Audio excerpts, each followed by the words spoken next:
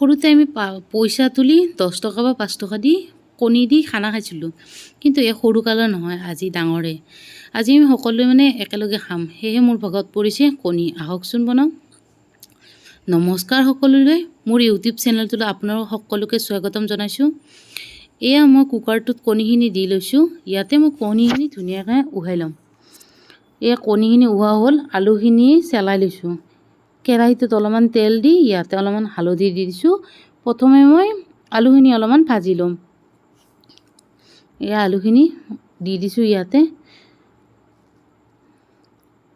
আলুখিনি অলপমান মানে হাফ কৰি ভাজি ল'ম। বহু সময় যদি কাৰেণ্ট নাছিল, সেয়েহে মিক্সাৰ মেচিনত দিব পৰা নাই কাৰণে মই পিঁয়াজ আৰু বিলাহীখিনি ৰুকনি দি এনেকৈ ৰুকি লৈছোঁ। কেতিয়াবা এনেকৈ ৰুকি ল'লেও কোনো অসুবিধা নাথাকে, মই কিন্তু প্ৰায়ভাগে এনেকৈ ৰুকোঁ। তাৰপিছত এয়া মোটামুটি আমাৰ আলু ভাজা হৈছে। আলুখিনি ৰঙা ৰঙা হোৱাৰ পাছত মই ইয়াতে তুলি ল'ম আলুখিনি ধুনীয়াকৈ। তাৰপিছত এই কেৰাহীটোতে ইয়াতে অলপমান হালধি দি দিছোঁ, কিয়নো কণীখিনিও ভাজিব আছে ন, কণীখিনি ভাঙিয়ে গৈছে। যিয়ে নহওক, যিকেইটা ভালে আছে সেইকেইটাকে ভাজি লৈছোঁ। মানে দুটামান ভাংছে আৰু। কণীখিনিও ৰঙা ৰঙা হ'ব দিম। এয়া কণী ধুনীয়া ৰঙা ৰঙা হৈছে। ইয়াৰ পাছত কণীখিনি ভজা হোৱাৰ পাছত এইখিনি উঠাই দিম।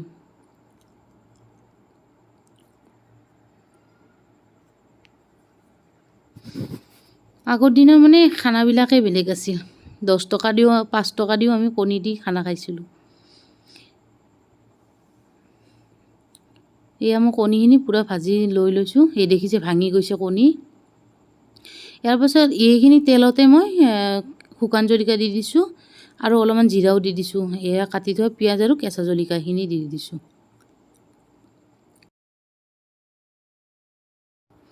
এইখিনি অলপমান লাৰি উঠাৰ পাছত বিলাহীখিনি আৰু পিঁয়াজখিনি ইয়াতে দি দিম। এইখিনি অলপমান লাৰি দিম, যাতে এইখিনি অলপমান ভাজা যাওক। ইয়াৰ পাছত মই এই জিৰা গুড়া দি দিছোঁ আৰু এয়া দি দিছোঁ শুকান জলকীয়াৰ গুড়ি, মিট মছলা, হালধি গুড়ি আৰু আপোনাৰ সোৱাদ অনুযায়ী নিমখ দি দিছোঁ। এইখিনি অলপমান ভালদৰে মিক্স কৰি দিম, যাতে মছলাৰ গোন্ধটো নাথাকে, সেইভাৱে অলপমান ভাজি ল'ম। তো এইখিনি ভাজাৰ পাছত আৰু অলপমান ৰেড চিলি পাউডাৰ দি দিম।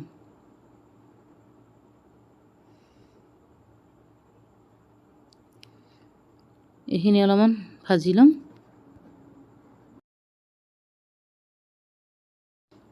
মছলাখিনি অলপমান ভাজা হোৱাৰ পাছতে ইয়াতে আলুখিনি ভাজি থোৱা আলুখিনি ইয়াতে দি দিম মই।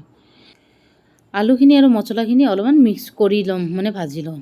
তাৰপিছত ভাজা হৈছে, ইয়াতে অলপমান পানী দি দিম, কাৰণ শুকাই গৈছেতো গোটেইখিনি আৰু আলুখিনিতো উহাব লাগিব।